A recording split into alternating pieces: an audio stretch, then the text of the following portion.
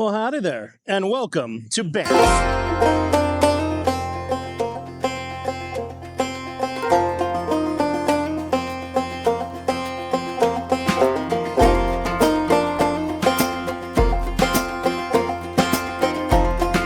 Alrighty, fellow travelers, welcome back to Adventures of a Traveling Don and our continued series to Alaska. And we have now officially made it into Canada. We are here in the town of Banff, inside of Banff National Park. And I have been wanting to come here for a long time. The drive from Calgary, absolutely beautiful. Once you hit the mountains, I highly recommend that in and of itself. It's only about an hour and a half-ish, hour and 45 minutes, depending on what part of Calgary that you are coming from, to get into Banff, particularly the town of Banff, to start your journey. When you come up to the main gate coming into Banff National Park, you're obviously going to need a park pass. It's about 11 Canadian dollars, which is I think like $8 for a day pass, which is actually not too bad. And then of course you come down here to the beautiful downtown, absolutely gorgeous. You go behind me to this kind of historic building. I think that used to be an old school or like choir school. Something like that. They've got the plaques around. But anyway, that is, of course, your information center. You set up there, get to know the lay of the land, and then go check everything out. So let's go and explore the town and the national park of Banff.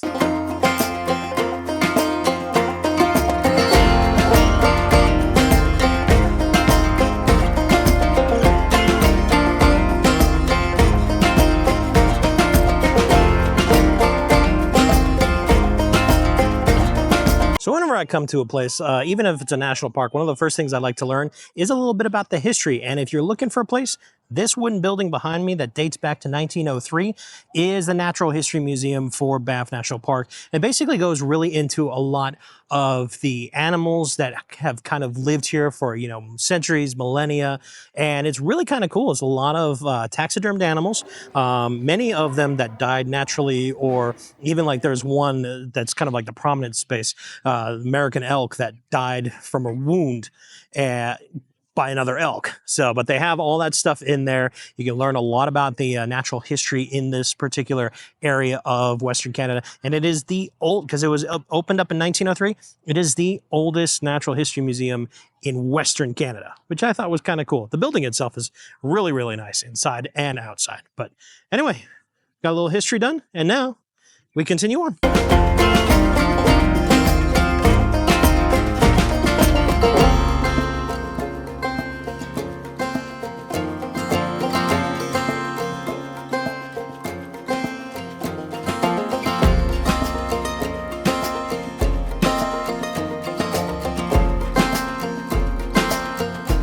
So one thing I'll say about the town of Banff, honestly, you could spend a day just within the town itself without even getting into the national park, because you have a bunch of like beautiful little trails like right around here along the river here. And of course, you got all the nature in the background. You have, of course, all the shops and things like that. I think next time I come up here, I'm going to spend like 2 or 3 days where I can really delve into the town in one day, and then the different points around the national park, because I won't even be able, almost like Glacier, I only have maybe about 8 hours. So I don't really have a whole lot of time to truly explore all the national park. But even still, just the town itself is worth checking out.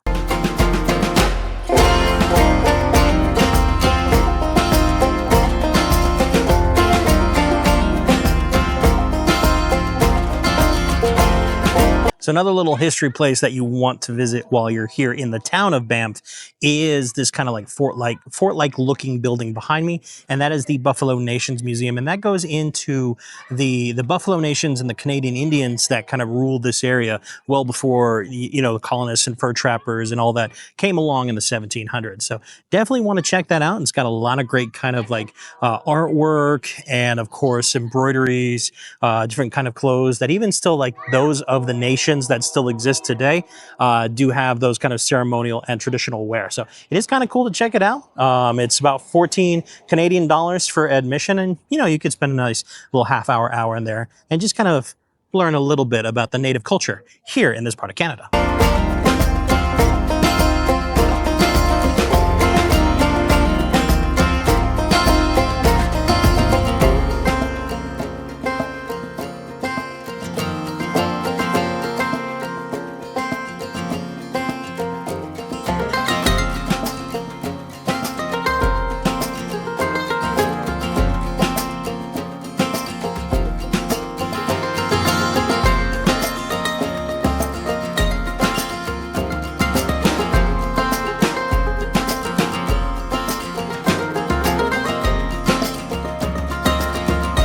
So we've come to what's going to be probably the main feature of this particular video, and we're at the start of Johnstons Canyon, and they have, of course, a couple of different falls that we're going to go check out along the way. It's about a 5-kilometer hike, full round trip to the upper falls from the base all the way back. So we're going to go ahead and check it out. So enjoy us for the hike.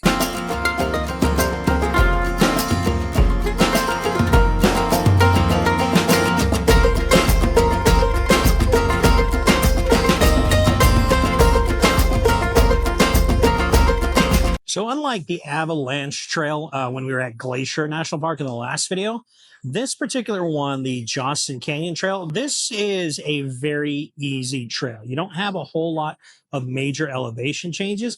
It's, you know, during the time of like late spring throughout the summer, it's just basically a concrete path that runs all the way up. Very simple. I think during the wintertime, you do need some ice cleats because the path, even the concrete does get very icy and slippery. It's even right now, you know, I'm here on Memorial Day weekend, which I don't think Canada celebrates Memorial Day weekend, but it's a busy weekend.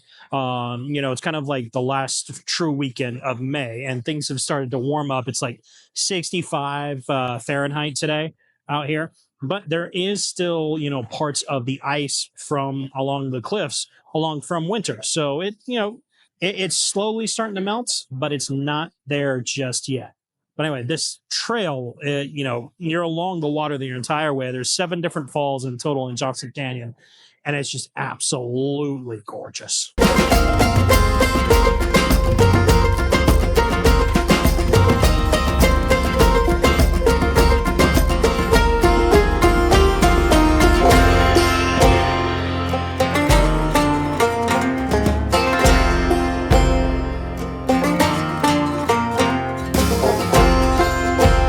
So when they mean that this is the most popular hike and trail in the park, they mean it. Like once you get to the falls area, it's like a line. Well, I'm just at the lower falls part, and there is a line. I'm not exactly sure. I'm guessing to get some very specific picture because there's a little cave right over there that looks like people are taking pictures in front of. I'm guessing with the waterfall cascading in the back, because you can actually get a picture of the falls, you know, from the front area and just get that and get out. But it looks like there's something specifically a line to get into to get a specific picture. I don't know if we'll wait for that, but I'm going to see if I can at least go and get a picture of the falls itself so you guys can see. Definitely not waiting around in that line. So we'll see if we can't do it on our way back down if the crowds don't open up a little bit. But I've only got a limited amount of time here in Banff, and as cool as that picture may be, or even to see what it is through that cave, I ain't got time for that.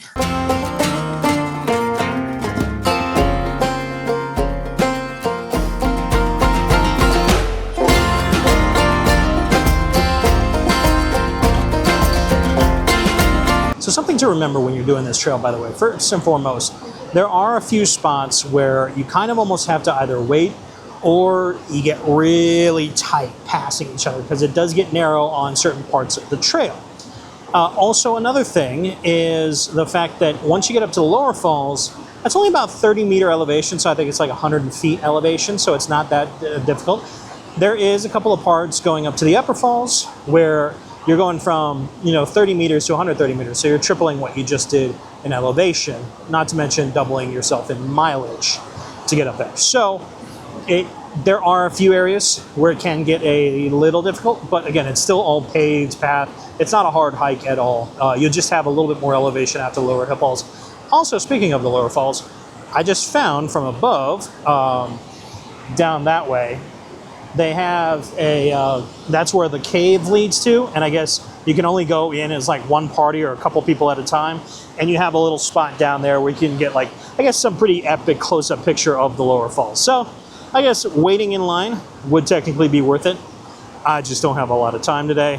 Probably next time I come here, or if we head back down and there's no real big line, we might sneak in real quick. But otherwise, looks like a kind of fun experience. You're probably going to get wet though down there because I'm just seeing a lot of spray. Anyway, let's continue on with our hike.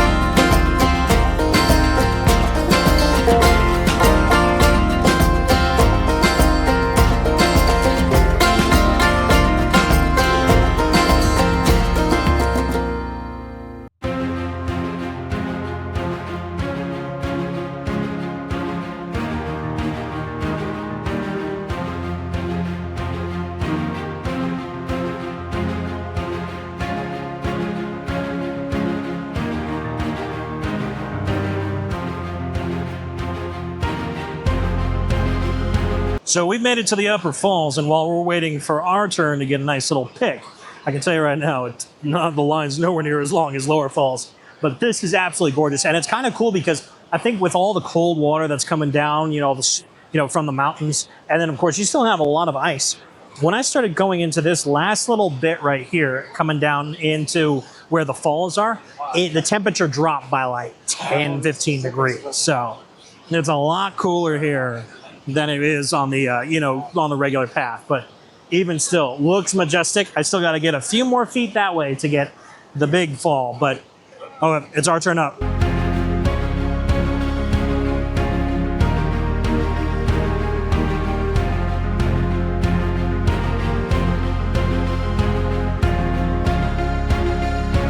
Well, I got here at the right time. Skipping the lower falls was a good decision because there was only maybe a dozen people in front of me. The moment I turned around, because I wasn't paying attention to the line backing up, I turned around. There was like more than twice that as I'm leaving the upper falls. So, yeah, skip the lower falls at the beginning. Maybe get your quick shot, head to the upper falls, and then recheck the lower falls, which is what we're going to do on your way back down.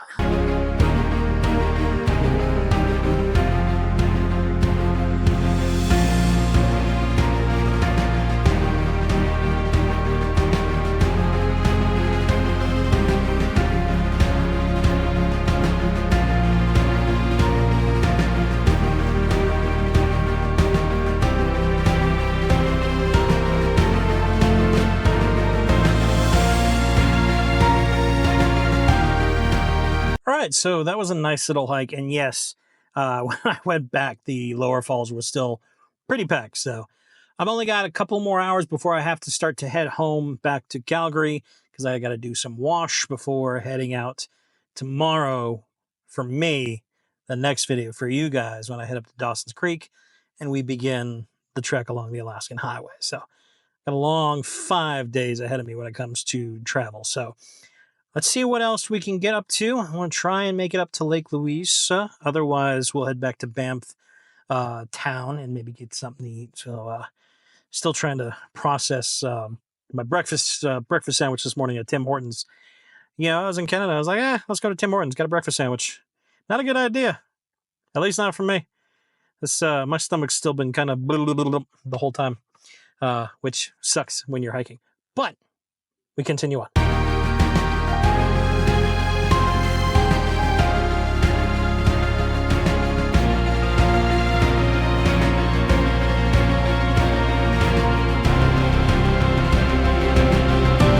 All right, guys, so we have just made it to Lake Louise, and this is probably going to be the last stop, partly because of how expensive the parking is. I mean, coming into the park, for a day pass only costs like in US dollars, like $8.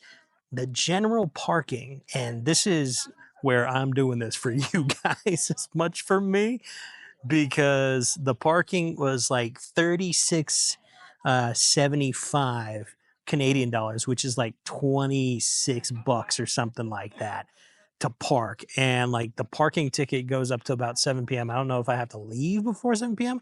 I don't think so. I think they just stopped charging after 7 p.m. Wish I'd have known that. I would have just let it go. I'm here at about 5:45. So literally I spent $26 for an hour and 15 minutes. But anyway, hopefully it's worth the view. The drive up here it has been, so let's go check it out.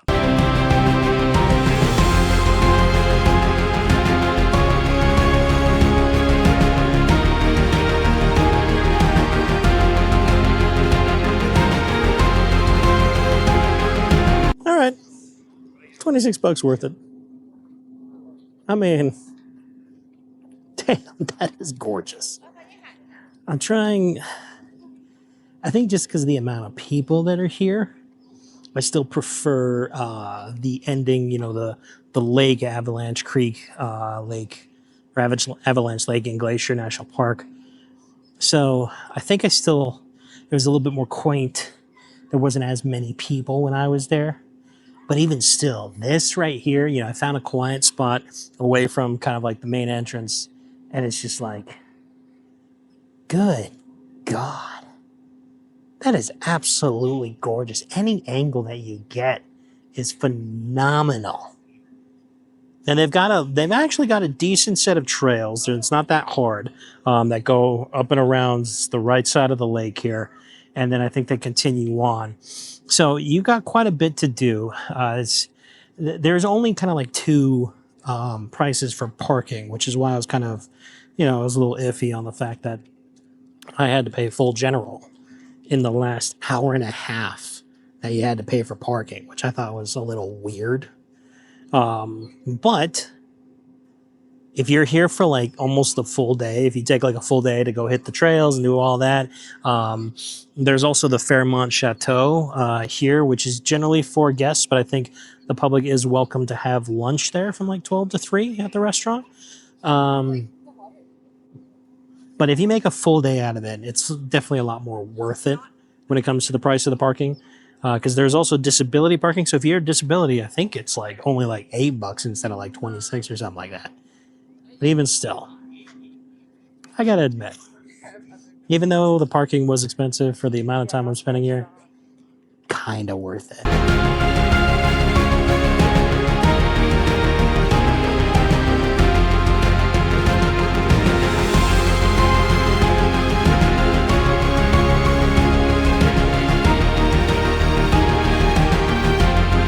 All right, guys, so that's going to be the end of this particular video. It's a little bit shorter than the other ones have been, but I was going to think of going to Banff and finishing off and getting some food, but my stomach is still kind of a little iffy, so I'm just going to continue eating my trail mix and some crackers and probably go to the co-op when I get back in Calgary and get some veggies and fruits and stuff, and this stuff that's easy on the stomach. Make up something since I'm staying at an Airbnb tonight. So, but anyway, I hope you guys enjoyed the bits of Banff that we did go to. Lake Louise showed out. That was absolutely fantastic. And even like that whole trail up the Johnstons Canyon, that was amazing. The falls were great. Even though down in Banff, I want to come back and spend some more time there. Definitely putting it on the docket someday. It's definitely to come back. I might actually try and see if I can't come back for some skiing one of these winters, because that looks really cool. I'd also like to one night put out some money to stay at like this Fairmont over here. That looks pretty cool. It's pretty much I think some parts are available for the public to check out, like the lunch restaurant from like 12 to 3, but I believe most of it is key access to guests. So yeah, it's once you're in there, it's kind of unique. So we'll see going into the future about all that. So, and if you want to help with the travels and me being able to do that, I do have a Patreon page and a Buy Me a Coffee account. You've got, of course, some specific perks and merch that comes to anybody that is a Patreon, depending on what tier that you sign up as.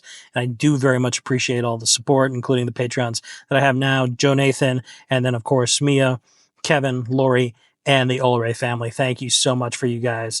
I appreciate all the support. And yeah, I will see you guys on the next video as we finish off our travels up to Alaska. I will see you on the Alaskan Highway. Peace out. Have a great night.